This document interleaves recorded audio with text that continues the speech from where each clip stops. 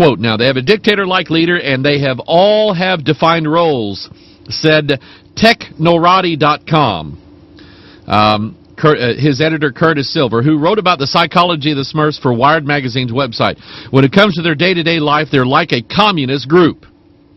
Let's see here. What does it go on to say? If you go to Google and type in the phrase Smurf communist, you'll find dozens of essays, blog posts, and message boards discussions devoted to a more sinister proposition. The Little Blue Men as surreptitious socialists, many Manchurian candidates propagating subversive ideology beneath a veneer of harmless entertainment. Anyway, I guess it says, consider life in the Smurfs village. Residents live in identical mushroom houses. Could be. Everyone dresses alike. What you used to see in China a long time ago. They sing the same group song. Should I? La, la, la, la, la, la. Never mind. And they have no apparent deity. Well, that is not true.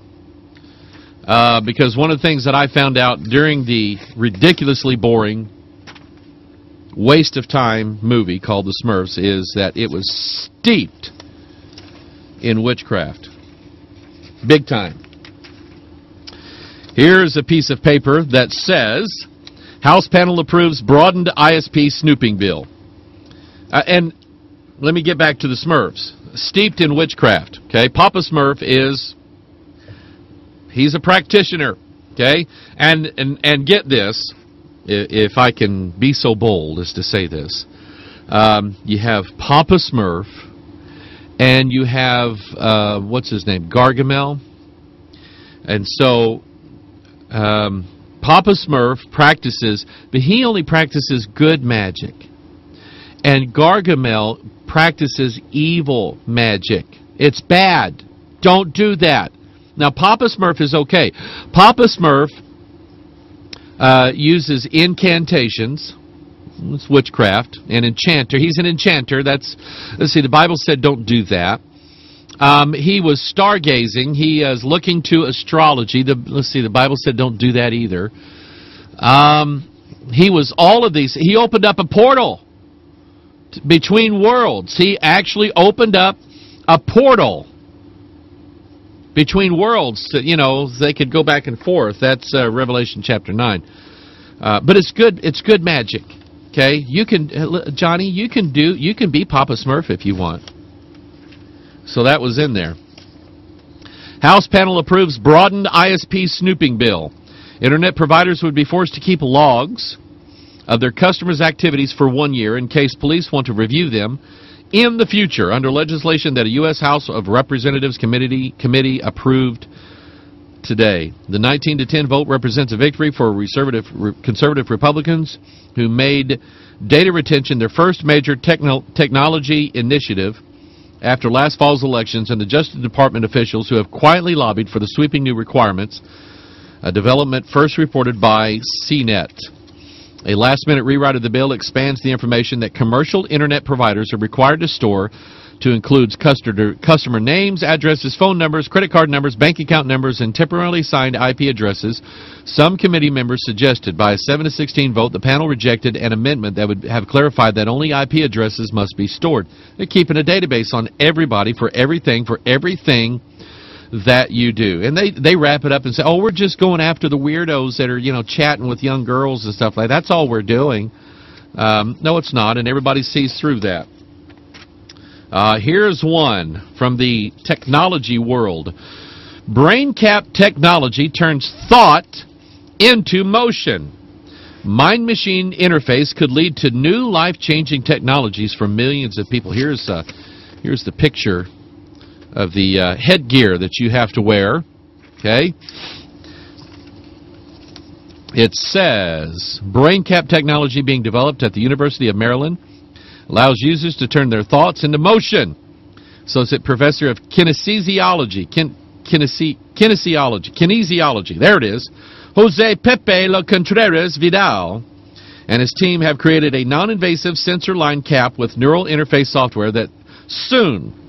Could be used to control computers, robotic prosthetic limbs, motorized wheelchairs, and even digital avatars. Who didn't see that coming? You ever seen the Wii devices and the new Kinect devices on the Xbox?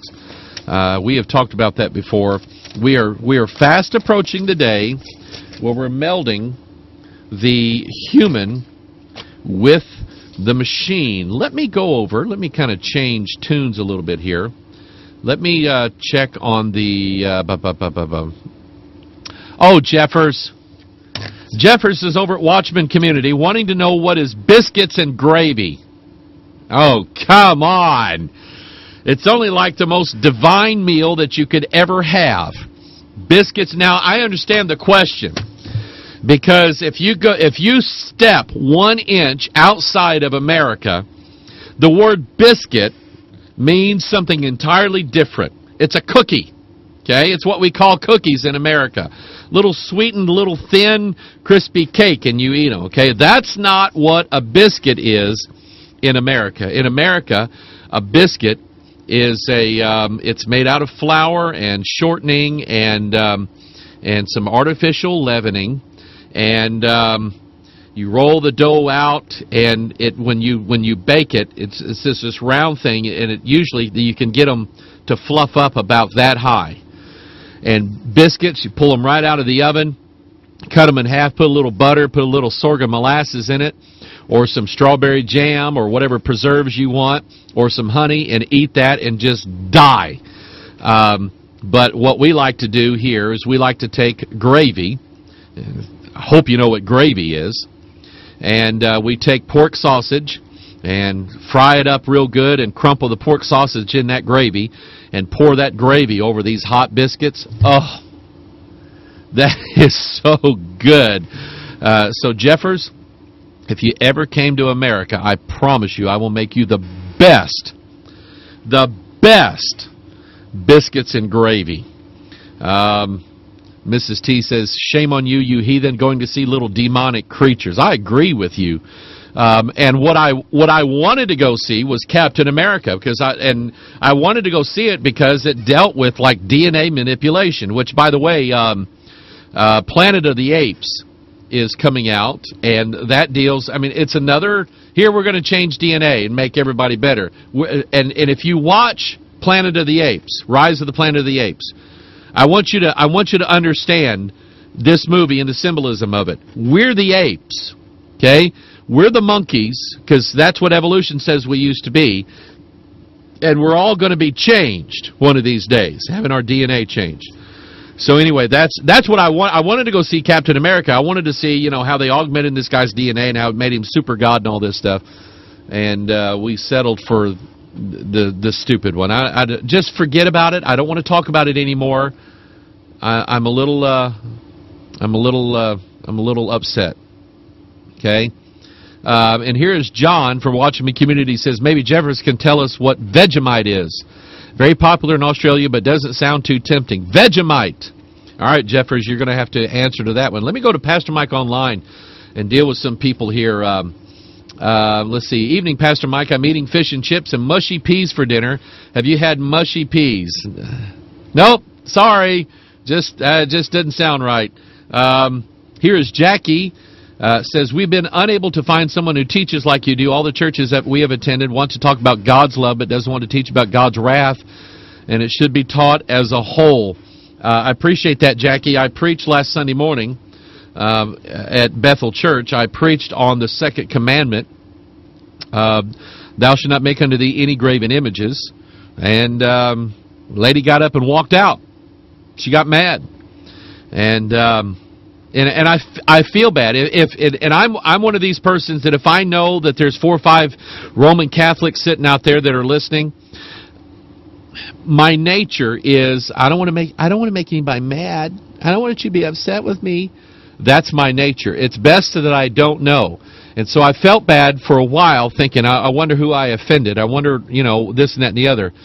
And I was thinking this morning, you know, Mike, if somebody's got to say it. Somebody's got to preach it. Somebody's got to tell the truth that says that when you walk into a church and there's a giant 10-foot statue of Jesus or Mary or any of the saints, and you see somebody bowing before it, that's not right. It's not right biblically, and that's not just my interpretation of Scripture. That is exactly what God said.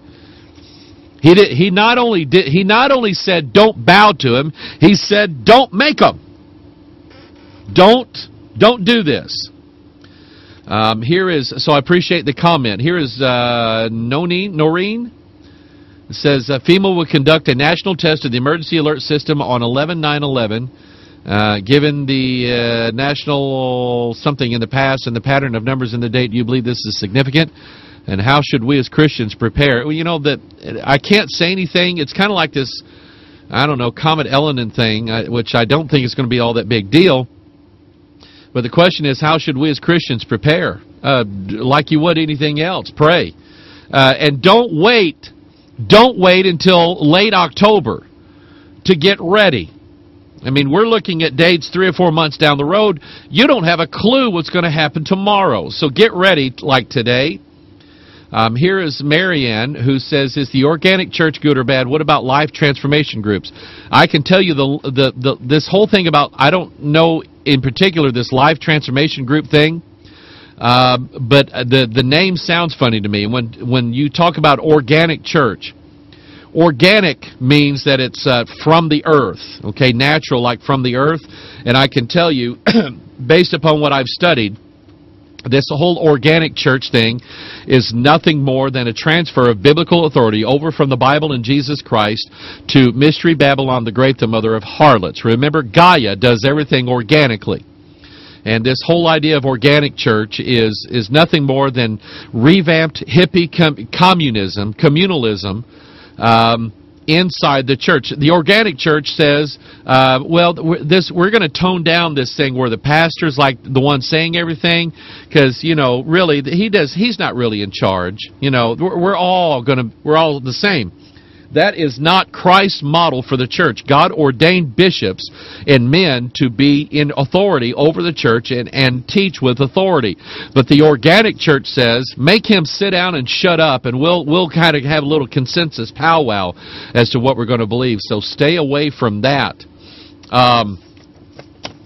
Let's see here. Here is Jackie. Jackie says, why is it so important to attend church services? My wife and I watch all your broadcasts, but some people we know tell us we should go to church to be saved and able to enter into heaven. Well, number one, they'll never find that. You'll never find that in the Scripture, Jackie. It's not there where you have to go to church to be saved. That is work salvation, and I don't agree with that. We are simply providing for people who cannot find a church in their community that is going to preach the principles out of the King James Bible and not be diluted with all the other worldly stuff out there. That's what we're providing for people. I do agree that you should assemble, even if it's in your home, and do that. I agree with that. And there's those. Let me just say this: those that home church. If you're going to home church, and I'm not saying this. I hope that once you get to know Mike Hoggard, you know that when I preach on tithing or when I preach on giving or offerings or things like that, I am not pocketing that money. I make my living here at the church. The church sets my salary, and I don't get one dime more than what our church says that I can have. And if you ever want to know how much I make a week, you call me or write me. I'll tell you what I make. And so anyway, and I'm not going to say, well, it's less than some, or I'm not going to say, because I don't know. But anyway, I can tell you that if you're going to home church, there are certain things I think you have to do. Number one, I think you should be as a church and be evangelistic. If you're going to home church, invite somebody over. Number two, if you're going to home church, tithe. Tithe somewhere, but tithe. And I think that's biblical. And so anyway, if you are in attendance virtually at our church service, and you consider me your pastor, I think that's all well and good. But I think there's some other things that you probably should be doing if that's what's going to happen. Here is John, who says, while I don't trust Ron Paul any more than any of the others, here's a sensible plan that was completed.